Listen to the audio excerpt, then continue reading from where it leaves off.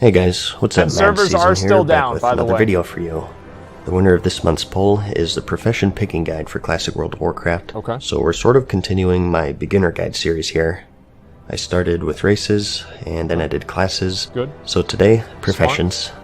Following the scheme with my other videos, I'll try to cater more to the beginners into the classic scene. So just going over the basics here about what each profession is, and maybe some highlights and popular items of each one.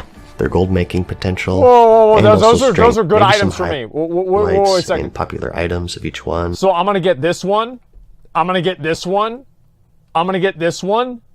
And I don't need that one because fire resistance is a waste of fucking time. I don't need fire resistance for Molten Core. I just do it.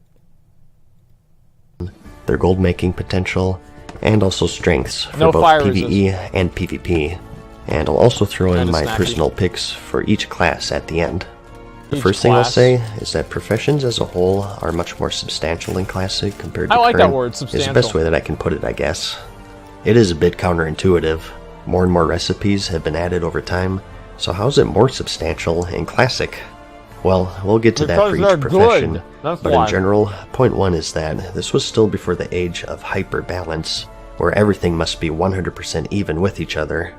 There are items that only certain professions could use, and they'd give you a monstrous edge in both PvE and PvP.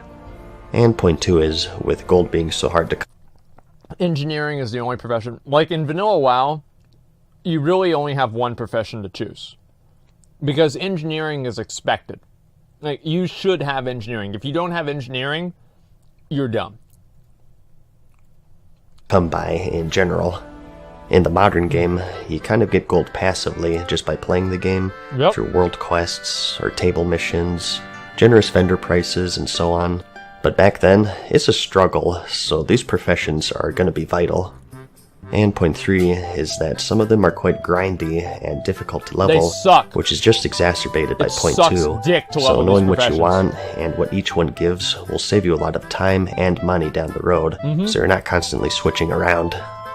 We have 12 in total, and that's 9 primary and 3 secondary.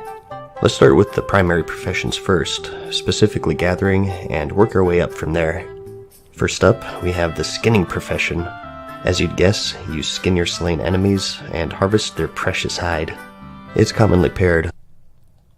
I genuinely thought he put the picture up of me there. For just like that split second, I thought that was me. With the leatherworking profession, where you can craft various leather and mail armor pieces. More on that later. But overall, it's not too different from the current game. I guess that maybe a unique quirk is that they're pretty vital for raid progression actually. You need to skin the broodmother of the black dragonflight, Onyxia, to harvest her scales, and those are used by leatherworkers to make a special cloak that allows players to survive the Nefarian fight in the Blackwing Lair. To skin her, you need to have a skill of 315, so with the cap being 300, you have to get special items and enchants to get you there. So there's more to it than just right-clicking enemies. That was so fucking cool. Like, can we talk about how fucking cool that was? Like, do you have to have special items to, like, increase your skill of skinning? Like, I mean, I don't know. I thought it was just awesome. Like, I don't...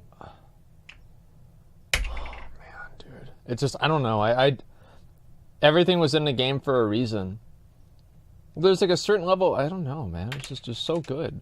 Like, I genuinely, I don't know how, you know how, like, people will look at, like, a pineapple and use it as evidence for God because there's no way that a pineapple could just randomly begin to exist?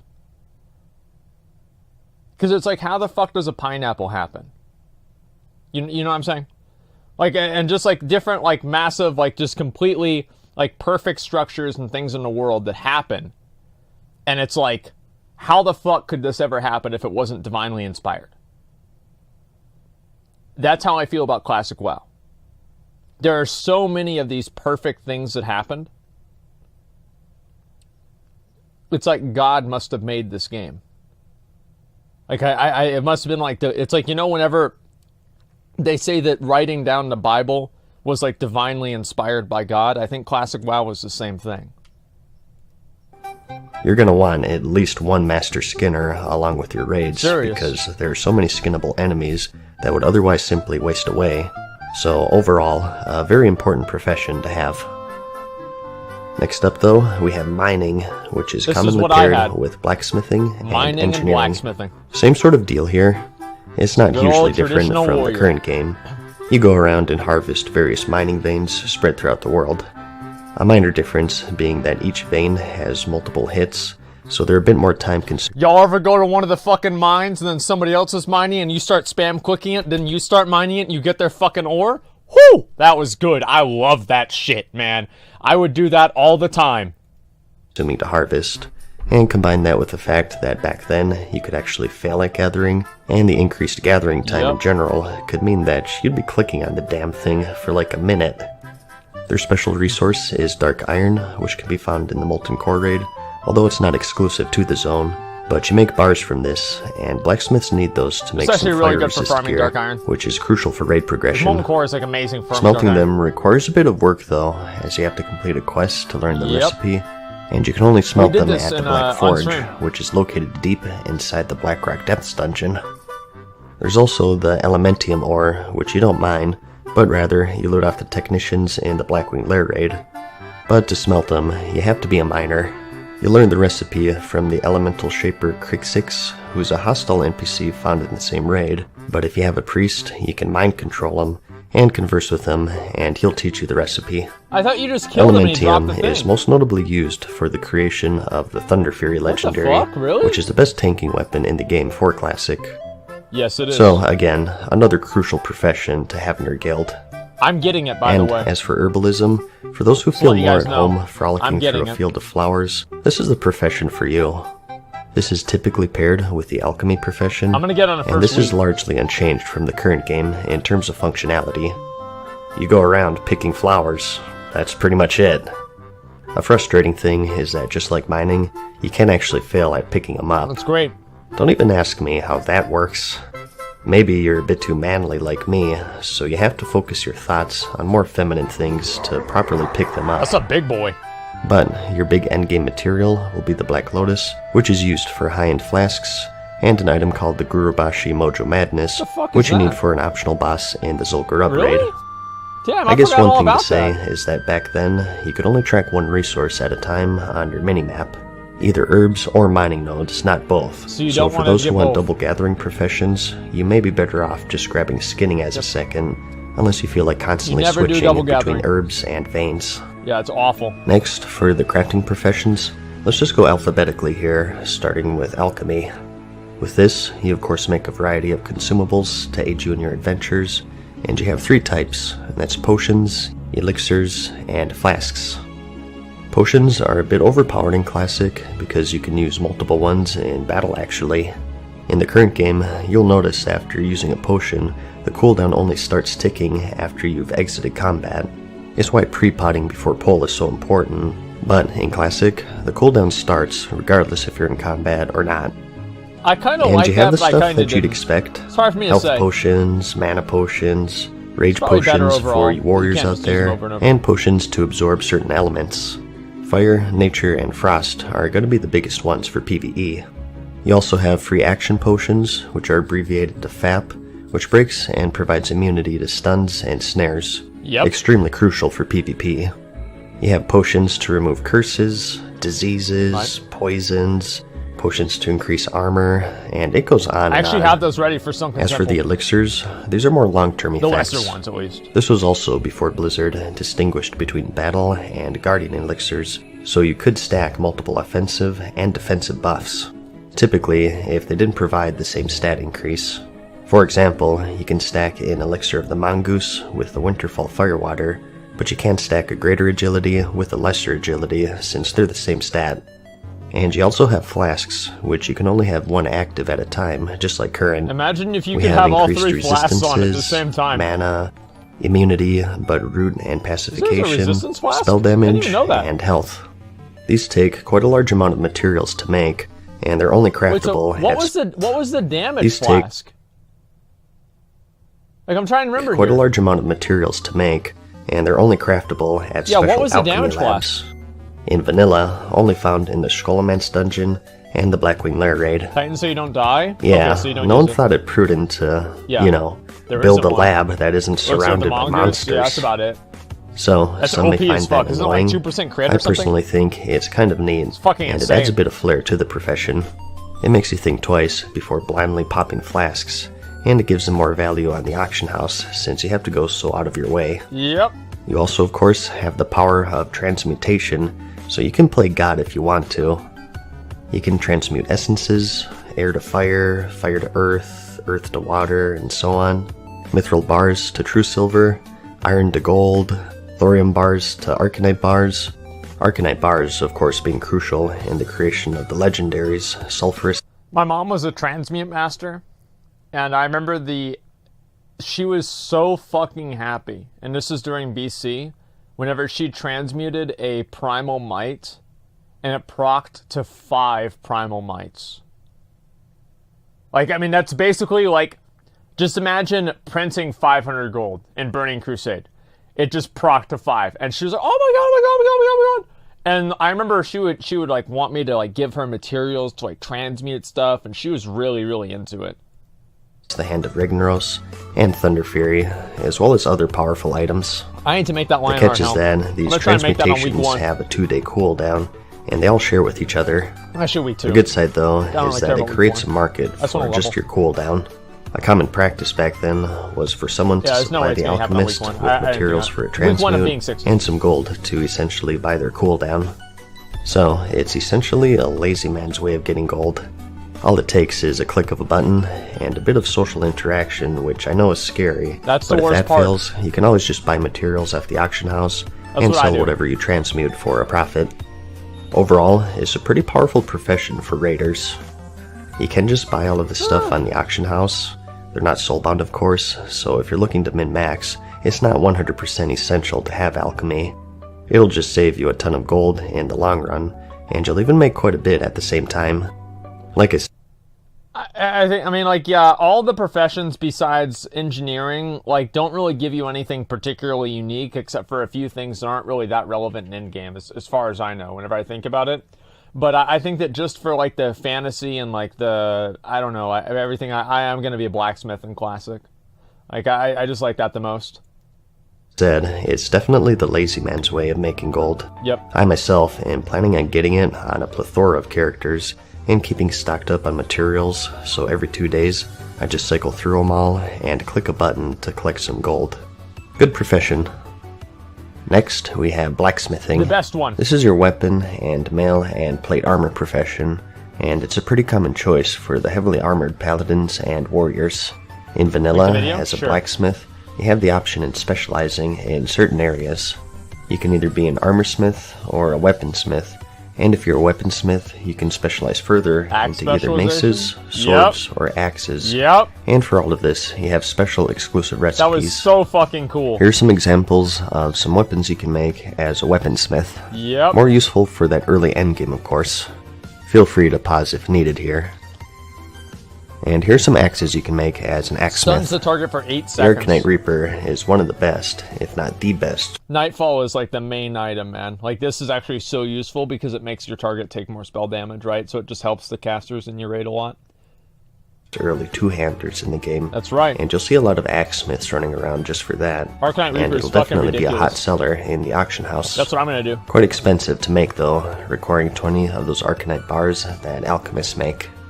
They can also make the Nightfall Axe, which is highly sought after for its debuff. Typically used by off-tanks, I believe, to maximize the raid damage. Yep. As for hammersmiths, they don't have anything too crazy, really, and that's because the specializations for maces were stuns back then. Yeah, People wanted axes or swords mainly, because those gave increased crit and extra swings for rogues and warriors, whereas the mace stuns were really only handy for PvP. And here you have your swords. I think the most popular one here is the Sageblade, but this won't be available until Phase 5, since they originally released quite late in Vanilla's lifespan. Armorsmith has a little more viability past that early endgame gearing, as they have some pretty powerful recipes. The Lionheart helmet and the Titanic leggings are two of the more popular ones, as they're incredibly good for DPS plate. Maybe I should just However, do that just like the Sageblade, keep in mind that not everything is going to be in at launch. They specifically mentioned the Titanic leggings, in because fact. they're OP as fuck, right? And you also have all of your Dark Iron plate. Back then, you needed fire resistance for the Ragnaros fight in the Molten Core, or if there was a 3-minute mage in PvP or something, and through some quests and rep grinding, you can get plans for the Dark Iron gear, which has a ton of fire resistance. It's going to be crucial for that early raiding, so you'll be a valuable guild member if you get all the plans. Other key items will be your Sulfuron Hammer, which you need for the Hand of Ragnaros. I need this, guys. You can also make Sharpening Stones and Weight Stones, which are buffs to your weapons. This is more handy for Alliance players, because the Horde want that Wind Fury. Wind Fury, of course, being a buff that only Shamans have. It puts a buff on your main hand, so you don't want any stones blocking that. Yeah, obviously. And keys are also going to be your best friend. Sometimes you'll find yourself without a rogue in the group, or maybe you have one and they just haven't leveled their lockpicking, and in certain dungeons you'll have these locked doors blocking your path, or locked chests taunting you. These keys can be a lifesaver and make your group members quite happy. All in all, Blacksmith has some pretty good potential for... There's one time I opened up a chest with a fucking key, and then somebody wanted me to roll on the items that came out of it. Yeah. Gold making, but it requires a lot of time farming the materials and luck getting all of the good patterns. For the high-end stuff, you really have to put some effort in, but if you do it, and the earlier that you do it, the more you'll make. Yeah, and they have some options for some steady gold too. Remember those Sharpening Stones and Weight Stones that those I are really good. Earlier. Holy shit. Again though, that's going to be more favorable to the Alliance. I'm going to have to use that. And you can also make Enchanting Rods, which enchanters need, so those will always be a good earner as well. But next, we have the Engineer. Those who like messing around with silly gadgets and explosives will find themselves quite at home with this profession, and many would agree that it's, quote, the best one for min-maxers. We'll get into that in a bit. The Field Repair Bot is present in Classic, and it's just as useful as ever. Even more so, in fact, since there aren't any repair mounts. That was the best thing they ever added, was the repair mount, for any raiding guild back then. It was amazing. They can also make a selection of guns and ammo, making it an appealing choice for hunters. I remember I made this gun was dubbed the Super Soaker in my guild for obvious reasons. And here you have your hunter ammo. You'll be needing plenty of this, as you burn through it faster than you'd think.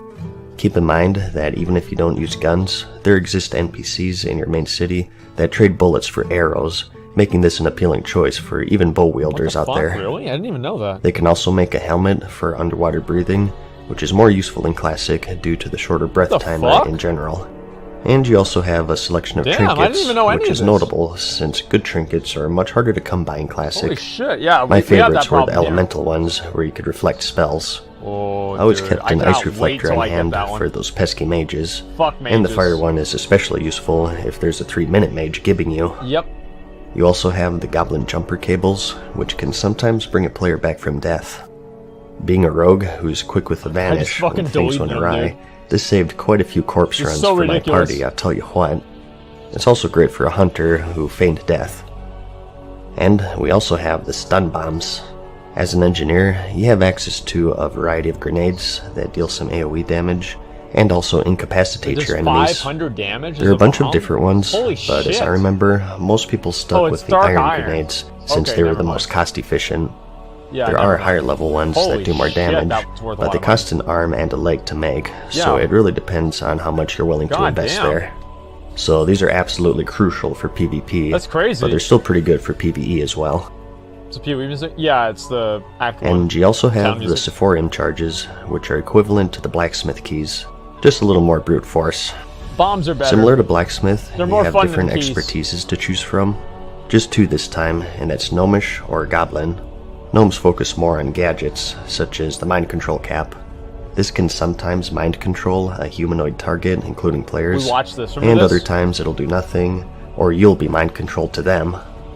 The Battle Chicken is quite nice, as it occasionally provides an attack speed buff to your group. 5% for 4 minutes, making it another appealing choice for endgame raiding. Wait, what? This is going to be a must for min-maxers and high-end raiding guilds. What the fuck? And you also have the Rocket Boots, which are a classic. Wow! These of course give you a really good speed boost, lasting for 20 seconds. The Death Ray Trinket is another popular choice, requiring a decent cast time, but delivering some big burst damage to your target, even Look at all that capable of fucking critting. Windows Movie Maker It's shit. more used for PvP since it's all about that burst. The only downside being that dude it does just got drain fucking some of your deleted. life. Most of these gadgets do have their downsides because they can fail in spectacular ways.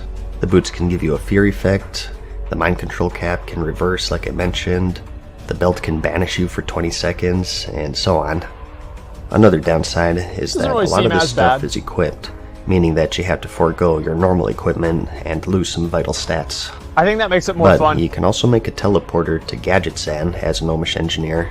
With traveling being so time-consuming in Classic, stuff like I'm this actually is gonna going to be be all the engineered more just for that, valuable, so this is going to be a must if you decide to go gnome. A benefit of this is that it's pretty close to Silithus, so it's a big time saver when the gates of Ahn'Qiraj open up. And as for Goblin engineering, as I said, these guys specialize in Not as big of a time saver as pretending to be AFK and waiting for your guild to summon you. bombs. They also get some rocket boots, which are arguably worse than the gnomish ones. Yeah, those go because fast if they as fail, fuck, I'm they pretty break, sure. and you have to craft new ones Wait, all over what? again. There was a bug that you could use to bypass this, but since Really? they said Official Classic won't be That emulating a lot of sucks. these exploits, I wouldn't count on this Oh my making it to God. the game. Their helmet is the Rocket Helmet, which is basically a charge and a 30-second disorient Stupid fucking and a little goblins, stun man. to yourself. What do you expect? You saw this all the time in the old PvP videos, and it's going to be a lot of people's main reason for going Goblin. Goblin Yeah, this is what engineers people get are the using me Everlook for. teleporter, which brings you all the way to Winter Spring. Not as useful, in my opinion, than the Gadget-Sam one, since there aren't any raids nearby really. It is kind of close to Ashara though, which holds Azurgos, and with Winter Spring being a higher level zone than Tanris, it's also a better spot for high level herbs and mining nodes and whatnot, so maybe a bit faster for farming. But another popular item of theirs is the Goblin Sapper Charge, which deals some damage to yourself, but also to everything around you. That is so fucking OP, dude. Like, this sapper charge is ridiculous.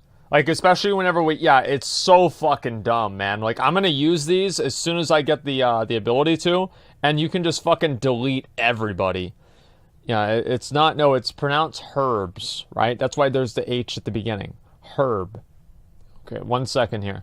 Look at this, how can I confirm? I don't need you to confirm that people are using my girlfriend's picture as clickbait on Pornhub, okay? I'll just take your word for it. You don't need to follow up with that. Thank you. 450 to 750 in fact, which is quite a lot, It's not and a with a big 5-minute cooldown. You may be hollering that this is imbalanced, and that engineers have an obvious edge here. They do. But again, it's just part of the game they do. before everything had to be 100% balanced Yeah, with they're each better. other. Engineers Those are of you better. who've been paying close attention Get may mad. have noticed that while these recipes require certain specializations to learn, most don't require them to use. You can switch specializations in Classic, either by relearning it entirely, or by using a special book that was introduced in patch 1.10. So Really? some people, if they choose, can make these gnome or goblish only then they trinkets or swap back items, over. and then switch to the opposite specialization. Shit, dude, I had no idea. This is kind of getting out of the scope of the video though. Like I said, I just wanted to cover the basics, and if I keep going, I'll keep you here for like 3 hours, so let's move on. All of this is to say though, engineering has just amazing potential in Classic due to the unregulated nature of the game back then. It's going to be quite a Unregulated. popular choice for both like that. PvE and PvP, and the only downside really is their gold making potential. It isn't yeah, hopeless, it's expensive but you as can do a fuck, lot man. better with other professions, I feel. Engineering, when I played it back then, was always just a gold sink rather than an earner, because you constantly have to make these bombs as you use them up, Damn. and a lot That's of the really items good. that you make require arcane bomb? engineering to use, Holy which hurts the shit. demand. There's not much point in buying engineer stuff if you can just make it yourself. For the Obviously. most part anyways, there are some exceptions. I think that a majority of people will go gnome, in which case the sapper charge will be a good earner I'd say that's since they probably can true. make it themselves. Yeah, Gnomish is superior. Remember, you can switch from gnome to goblin after you make your gadgets and get the best of both worlds, but not everyone is going to know about that. And engineers can also make the best fishing lure in the game, which you need for high level fishing, and they can also make the salt shaker, which is required for leather workers That's required to make for my one of their stream. crafting materials. So, again, another great profession, and I have a lot more to say, but I've spent way too much time on this one already. There are plenty more handy Just say it's the gadgets best that I profession. haven't mentioned, It's simple. but I'll It just is. have a link It's the to best them in the profession. Problem description, solved. so you can go through that yourself. This is about the halfway point, so we'll probably call it a video right here. I still have 18 enchanting, slot bag. leatherworking, I need to get that, man. tailoring, and all of the secondary professions to cover, along with my personal picks for each class. Yep. But we'll continue that in part 2, which I'll have linked in the description whenever it's finished. Sorry to cut you off, but I kind of need a break here. This is quite the lengthy subject, and I still want to be fairly thorough, so I'd prefer to have it in 2 parts. That's a lot of stuff Regardless, to though, talk about I in hope you found professions the for video Classic, helpful though. so far. There's a lot. Like it if you liked it. There's a and I'll video see you right in the there, next okay, one. guys? Peace.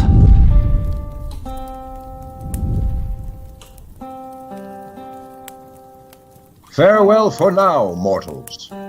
We hope you enjoyed today's video. See you again soon.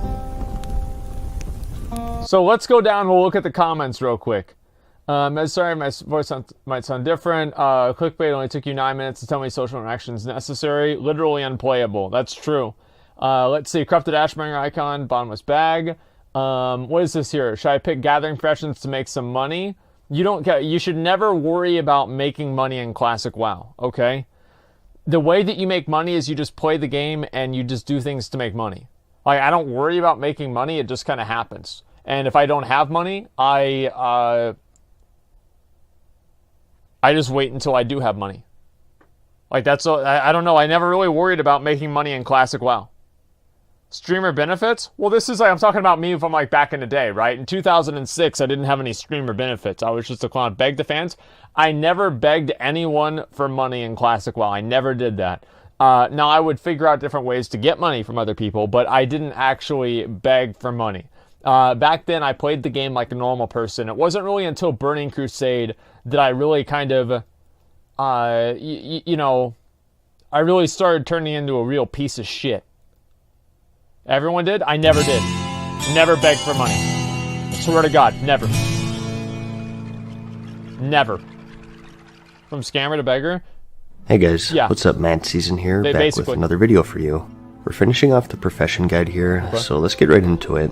In part 1, we covered all of the gathering professions, and also alchemy, blacksmithing, and engineering. The only ones and that are today, important. we're finishing it off with enchanting, leatherworking, tailoring, the secondary professions, Okay. and at the end, I'll also give you my personal picks for each class.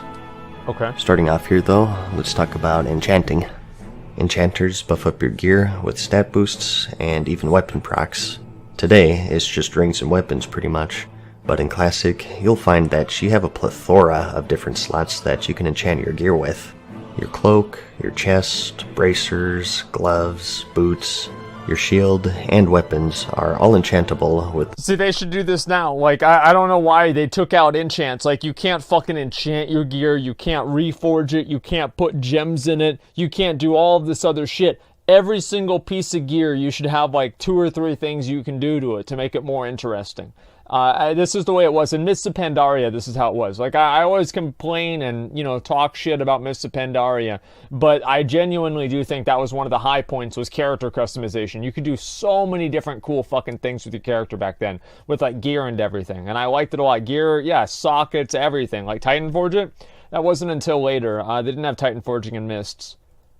the variety of boons. It's fucking great. And even what you enchant is much more diverse. Not just main stats like agility or strength, but also things such as spell power, increased mana, healing power, mana regeneration, defense skill, dodge chance, elemental resistances, stealth, fishing skill. Remember earlier when I said that these professions are much more substantial? Hey. It's ridiculous how many enchants there are, Aye. and you'll make a lot of friends if you go to the trouble of tracking down all of the rare patterns. And of course, Yeah, copious amounts of gold. The only guy I knew who hit the gold cap back in vanilla, which I believe was 214,000, was an enchanter. He was No fucking way, dude. No fucking way did anybody hit the gold cap in vanilla WoW. I remember there was this one time, this guy, what was this? It was like in Burning Crusade, the first time somebody ever hit gold cap. And it was this hunter, and they wrote an article about it. It was like a dwarf or like some sort of hunter. They did. Find me some evidence, man. Nobody fucking did. sort of the extreme because he was in the #1 guild for a faction. This was back No when way, enchanting dude. patterns dropped off of high-level raid No bosses. fucking way. Particularly, you'll find a bunch in the AQ40 raid when that unlocks. So at the time, the supply was very limited, and for those who know basic economics, know that having a monopoly equates to tons of gold. I'm a believer that the raids will be cleared much quicker this time around, so I don't think it'll be as extreme, but I mean, you can only clear them once a week still. Regardless, it'll be a good moneymaker, especially if you know what you're doing. Some popular enchants would be Crusader, which was a strength proc for melee. We need to get you this needed for me. Righteous Orbs, I which really you got need to from get the that for Stratholme myself. dungeon mainly.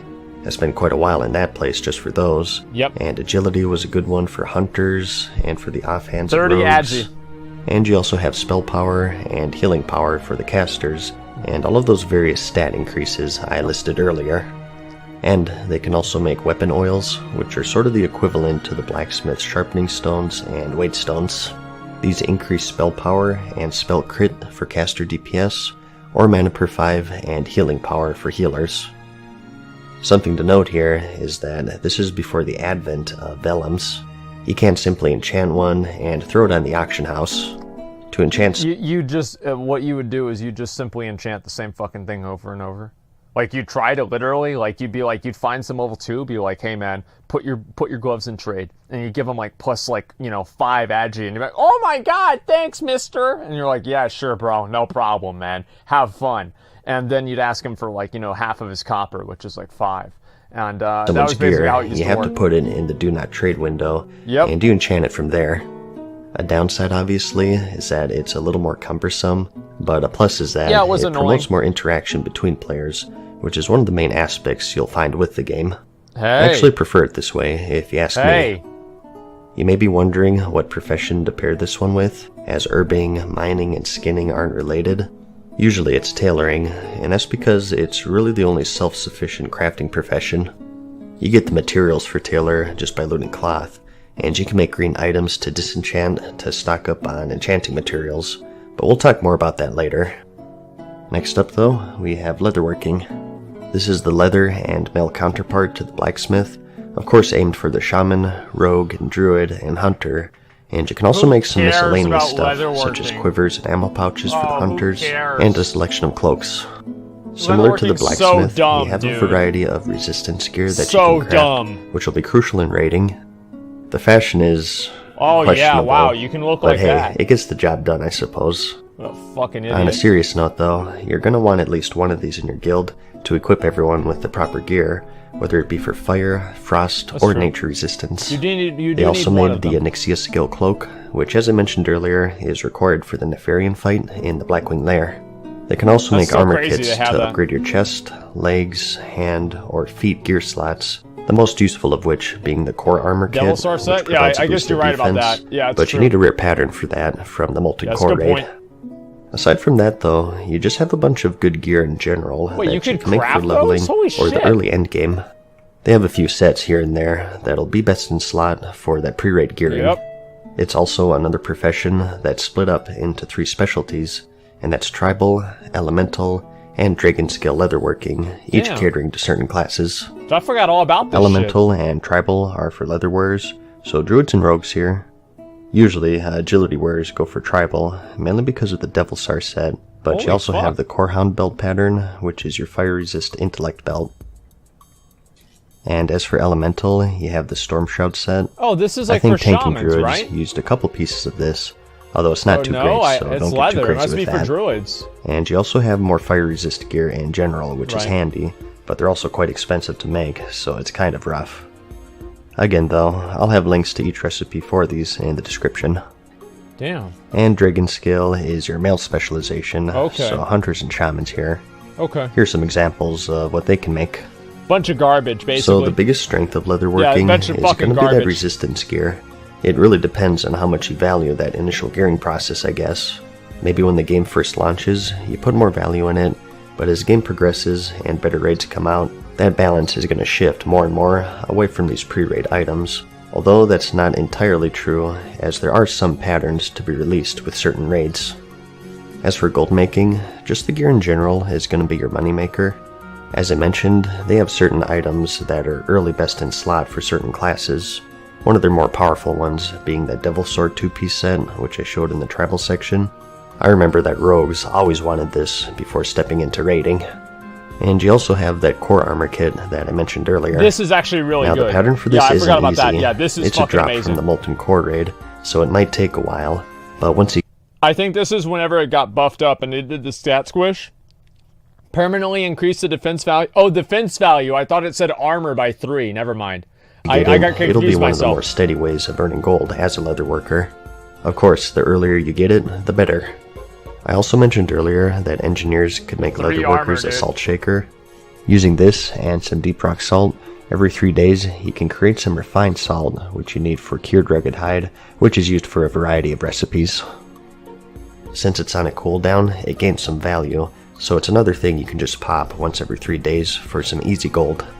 One of the ultimate lazy man methods would be to have a bunch of alchemists and leather workers, and have just one character's herbing and alchemy to feed yourself materials to level all of it, and just keep spamming these cooldowns for some near passive gold.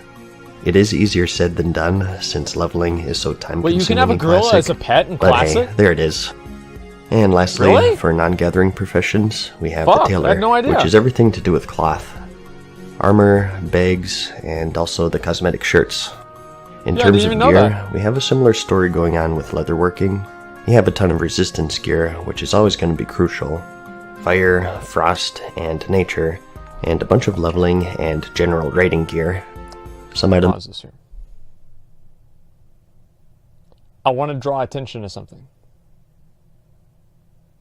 I just said gorilla in the chat. And nobody posted tryhard or anything like that. Nobody made any racist connotations at all. Good job, number one. Great job, guys. Didn't even bring it up. The idea that these like stupid little spurgs are going to just go over and use another black person emote if you ban the one that's obviously associated with racism, clearly disproven right there. They don't have a plan B. The only plan B they have is the one their mom should have used.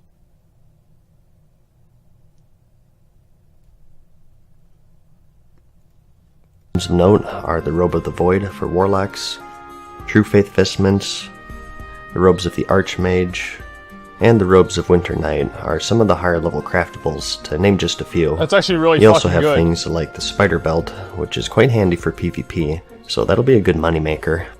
The main difference this time is that tailoring doesn't have any sort of specialization to spec into, which sets it apart from blacksmithing and leatherworking. In BC, right? So a little less depth, I think, but also more freedom tailoring? Since you can learn every single pattern.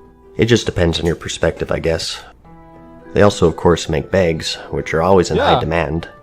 We did get some profession bags in vanilla, such as the herb satchels and enchanting bags and whatnot, and even soul shard bags for the warlocks, but also the normal bags, obviously. Yeah, I'm waiting, Jimmy, for the service. Your biggest one being the bottomless bag, which requires a rare pattern. And this shit for Mooncloth, that I remember whatever it was, that shit was expensive. A ton of materials, but again, if you can get the pattern, you're all set. As for gold making, the bag market is going to be your most steady source of income.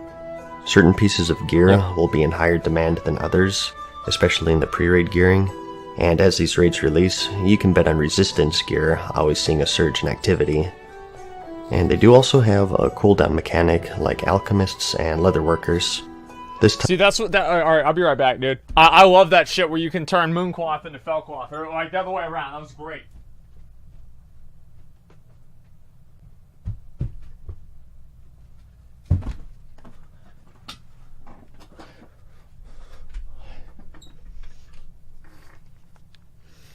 Sorry about that, boys. I'm back. It's Mooncloth. Every 4 days, you can purify 2 Fellcloths into 1 Mooncloth, and this is used for a variety of high-level gear, and also that bottomless bag that I mentioned earlier. So another good choice for the lazy man's way of earning gold. The only caveat here is that you can only craft it at these moonwells, which are located throughout the world. Not as hardcore as the alchemy lab though, since it's all outdoor content, so... Imagine having to go to different places to craft different pieces of gear, because that would make sense in the lore. like, vanilla WoW made sense. And I know, like, oh, well, yeah, sure. Oh, it makes sense that you can magically summon a horse out of nowhere and cast fireballs. Yes, obviously there are some instances of it not completely making sense. But overall, it made a lot more fucking sense than the later expansions did. After Wrath, shit stopped making sense. That's the truth. They stopped caring about continuity. It's all soloable. And lastly for this video, I'd like to cover the secondary professions. These are professions that everyone can and should get. You don't need to choose between these or anything else, and there are no downsides to learning them. They disabled the That's Wrath cooking, fishing, and first aid. Fucking stupid. Talking about cooking and fishing here first, these really go hand in hand. Cooking was pretty much designed to be leveled from fishing, so you definitely want to have both of these. For fishing, you fish. It's pretty self-explanatory. In Classic, it's more time-consuming. Over the years, they've sped up fishing to make it more appealing to players, but in Classic, you'll find that your cast bar moves much more slowly, so it requires a lot more patience. Imagine thinking, why do people not like fishing? It's because it's fucking boring. Why are there not boats that allow you to travel out into fatigued land in the game and hunt whale sharks? Like, why is that not in the game? What are you doing, Blizzard? Where the fuck is that? Like, yeah, come on. Like, that'd be fucking amazing. But it's also important because, like I said, you use it to level cooking, and there are also some fish that you need for alchemy, so if you took that profession, that's all the more reason to learn and level this. And there's also the Stranglethorn Vale fishing tournament, which has some unique prizes tied to it. This is, of course, the weekly fishing extravaganza, where everyone rushes to the Stranglethorn Vale zone and race to collect 40 speckled tasty fish. Delicious. The first person to turn them in gets some nifty rewards. It's always quite a fun and hectic time, even more so in Classic, Nobody gave a since shit the about traveling that back options then. are much more limited. There's also the Gazranka boss in the Zul'Gurub raid. You need fishing to summon them, so you'll want... What I'm going to do to get the fishing tournament done is I'm going to hire people on the opposite faction to kill every single person that's trying to fish up the fish so I get them first. And then I'm going to have my guild kill people on the other faction that are also trying to fish. And I'll figure out every single different area we can get, and I will make sure that I get the thing. And like that, listen, dude, they'll just kill you? No, they won't. I'll give them money, because how are they going to... Like, why would they kill me? Like, they're not going to get any money for that. How's it? Bring at least one master angler along with you when you step foot into this place. It's against TOS. You can also fish up some Rumsey Rum, which is an alcohol buff. You can have one alcohol buff in Classic, and this is the best stamina one, giving you 15 for 15 minutes. And as for cooking, food buffs are still a thing in Classic, just as important back then as they are now. And some popular ones will be the grilled squid for agility wares, which, what do you know, the materials for which require fishing. The smoked desert dumplings for strength users, and you also have Dirge's Kickin' Chimeric chops for your stamina, but you'll only get the recipe for this once the AQ40 event starts. Yep. There really aren't any huge differences between current and Classic it's worth like as far as 5 its million main gold functionality goes. You cook food, and you get food buffs. Pretty simple.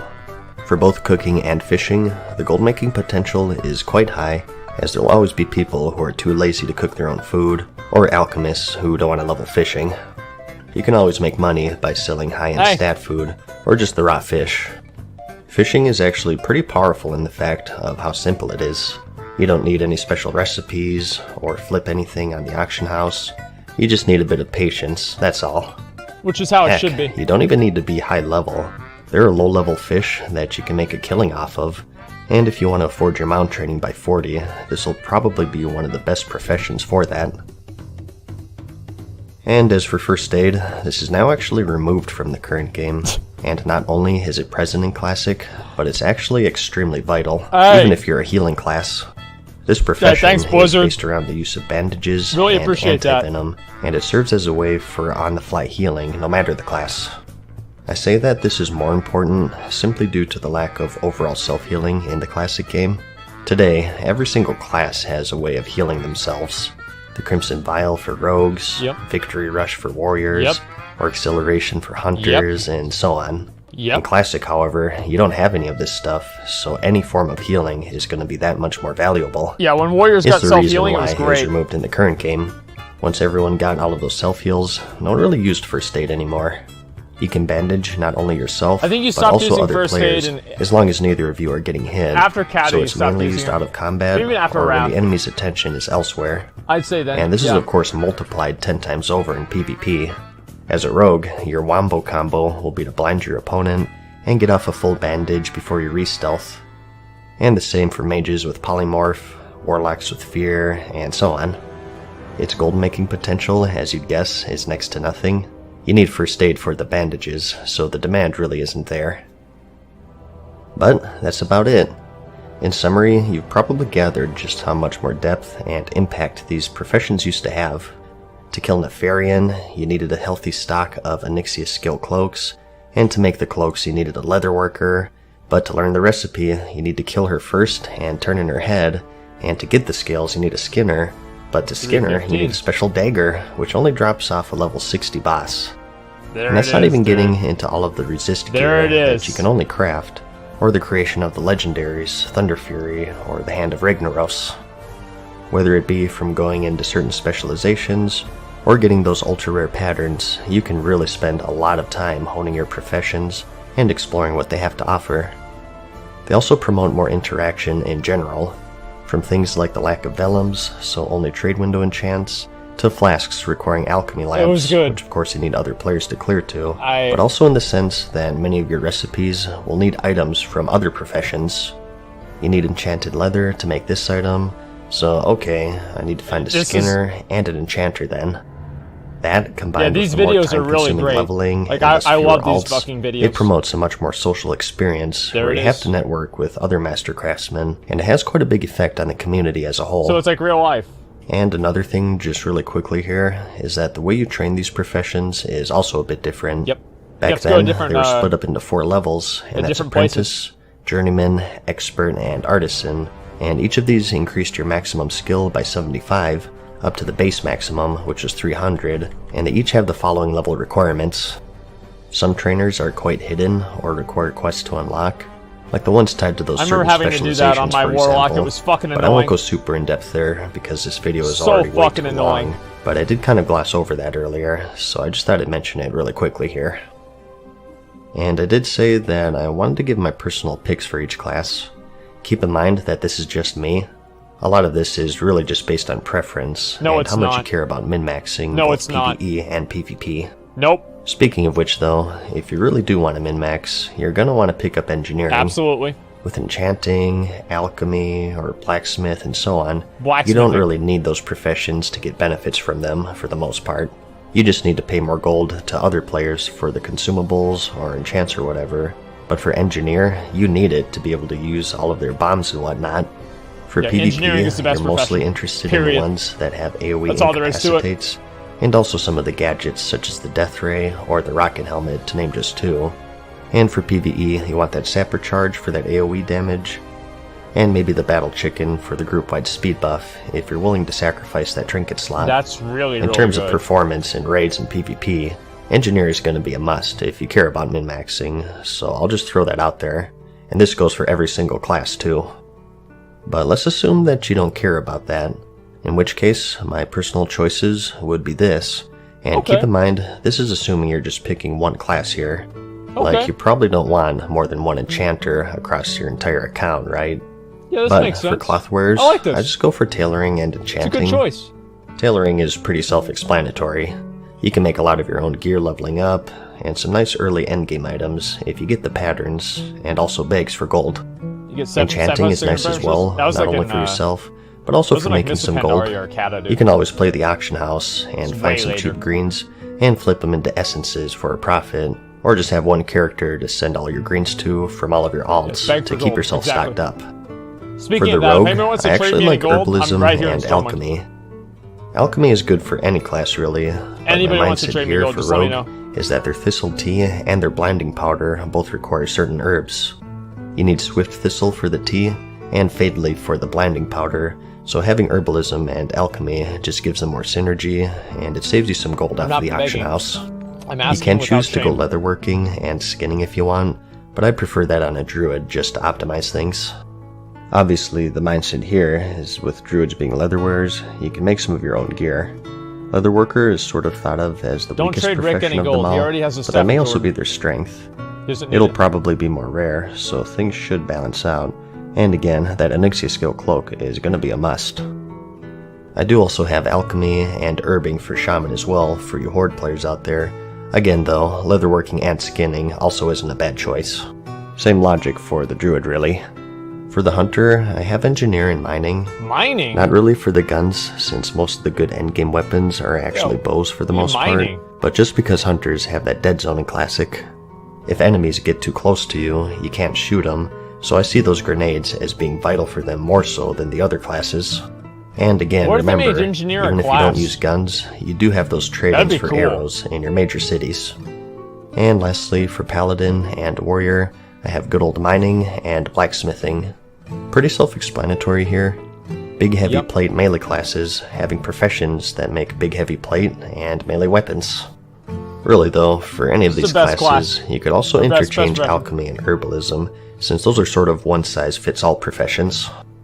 For gold making, as I said, I really like that lazy man's approach, so if you really wanted to go ham with that and level a bunch of characters, you can pick up either alchemy, leatherworking, or tailoring on all of your characters for those cooldowns. And of course one character having herbalism and skinning to serve as a farmer to level them all up. With this method, you can just keep track of your timers and flip items from the auction house or trade chat for that one-click profit. It This will is what take I would about do, 4 too. years to get going, although to learn the artisan level of these professions, you only need level 35, so maybe not shit's as easy. time-consuming People are as doing most it now, would think. But that's about it. I know that these videos Thank you, are way Logan. longer than they needed to be. Thank you. It's kind of funny how I always set out for these videos to be catered towards beginners, and they always end up being nearly an hour long. They're super complex. I think and it that's just goes good. to show just how much depth they have in Classic. But if you thought I skipped over some stuff and you'd like a more in-depth guide profession by profession, I highly recommend the YouTube channel Frostadamus because he's covered every single one pretty Just trade me thoroughly. the gold. I can't. I'll hold have that. a link to the playlist in the description for you. I hope that this gave you a good Out of overall space. look at the professions as a whole though, and that it helped you narrow down your choices. If it did, I do have other guides aimed towards Thanks, dude. beginners that you may find handy. Thanks, dude. I have one Accepting for more class gold. picking, and 2 more for race picking for both the Horde and Alliance. Race picking? And I'll have those linked in Whoa. the description if you're curious. Whoa, bro. Anyways, I hope you found the video helpful. Like it if you liked it, and I'll see you in the next This was one. a great video. I really liked it a Peace. lot. Frostadamus is pretty good videos too. I've watched his too. Like now that like I watch Farewell these. for now, mortals. We hope you enjoyed today's video. There you See go. you again There's a video. soon. Okay, yeah. So I really liked this video. Obviously, it was really great. I thought it was very well put together. Like Mad Season does some of the best WoW videos that are out there, in my opinion. I think they're very. It has like the right mix of informative content with just like a really good atmosphere, and I do really like his content. He's probably one of the best content creators out there on YouTube right now. So everybody should click that link and give him a follow and or a sub and like the video if you liked it.